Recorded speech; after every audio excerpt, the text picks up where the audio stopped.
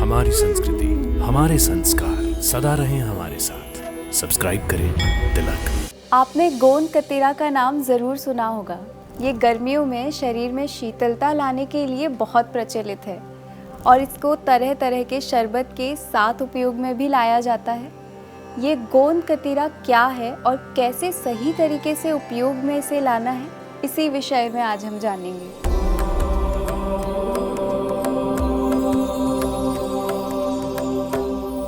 गोंद कतीरा को ट्रैगैकेंथ गम भी कहते हैं। ये हल्के पीले रंग, गोल्डन या हल्के भूरे रंग की होती है। लगभग सुगंध रहित और स्वाद रहित ये होती है और हमें एक वनस्पति एस्ट्रागैलस और इसकी बहुत सी प्रजातियों से मिलती है, जिसे हम लोकोवीड भी कहते हैं। खाने के लिए इसे भिगोकर हम उपयोग में लाते हैं। आप एक या दो छोटे टुकड़े भी अगर इसके भिगोकर रखेंगे तो ये पूरा फूल जाता है और जेली जैसा बन जाता है। इसके औषधीय गुणों की बात करें तो आयुर्वेद में इसे शीतल कहा गया है, इसलिए गर्मियों में ये एक प्रसिद्ध औषध है और बहुत सी प्रकार की ड्रिंक या पेय में इसे मिलाकर बनाया जाता है। इसके स्वाद को अच्छा करने के लिए और पानी की पर्याप्त मात्रा क्योंकि शरीर में इसके साथ चाहिए होती है, तो पेय के रूप में वो पूरी हो जाती है। गर्मियों में लू लगना या हीट स्ट्रोक होना एक बहुत सामान्य सी समस्या है।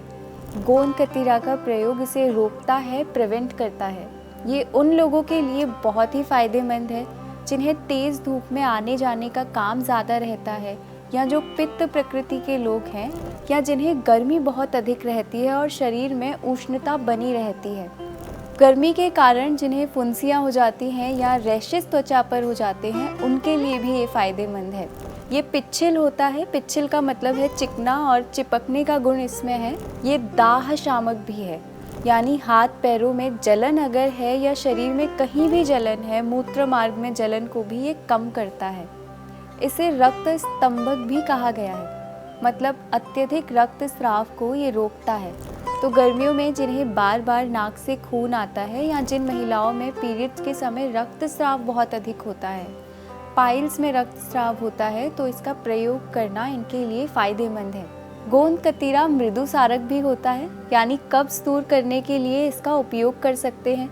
इसमें फाइबर की अच्छी मात्रा मिलती है। लगभग 30% इसमें फाइबर होता है, जो नेचुरल लेक्सेटिव की तरह काम करता है।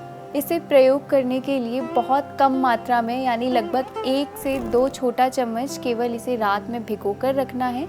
सुबह आप देखेंगे तो ये पूरी तरह से फूल जाता है और इसकी मात्रा बहुत अधिक बढ़ जाती है। पूरी रात भर भी नहीं तो कम से कम 5 से 6 घंटे भी आप इसे भिगोकर रखेंगे तो ये फूल जाता है। इसे उपयोग करने का सबसे अच्छा तरीका है किसी शरबत के साथ में मिलाना, जैसे नींबू शरबत, शिकंजी, कोकम शरबत या नारियल पानी में मिलाकर भी आप इसे ले सकते हैं। इसे लेने का सही समय है गर्मियों का मौसम या शरद ऋतु, जब पित्त का और वात का प्रकोप रहता है, और दिन में जब बाहर तेज़ गर्मी रहती है, या सुबह सुबह खाली पेट भी आप इसे ले सकते हैं। ये गोंद कतीरा और गोंद जो सामान्य रूप से हम खाने के लिए सर्दियों में इस्तेमाल में लाते हैं, ये दोनों अलग अलग हैं। गोंद जहाँ अकेशिया अरेबिका यानी बबूल से हमें मिलता है, गोंद कतीरा मुख्य रूप से लोकोवीड वनस्पति से आता है और मिडिल ईस्ट देशों में इसका उत्पादन ज़्यादा होता है। अगर बबूल की गोंद को आप पानी में डालेंगे तो ये फूलती नहीं है, पर गोंद कतीरा इसमें फूल जाता है। गर्मियों में अगर गोंद कतीरा का उपयोग आपको करना है तो हफ्ते में 4 से 5 दिन तक आप इसका उपयोग कर सकते हैं, क्योंकि इसमें फाइबर कंटेंट ज़्यादा होता है और साथ ही पिच्छिलता भी है, तो ये आंतों में अवरोध ला सकता है। इसलिए मात्रा पूर्वक ही इसका उपयोग करें और स्वस्थ रहें।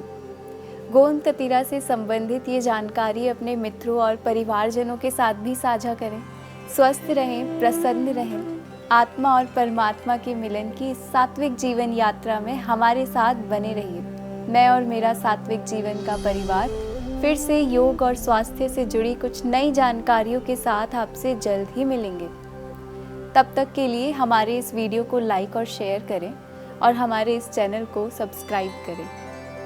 हरिओम तत्सत।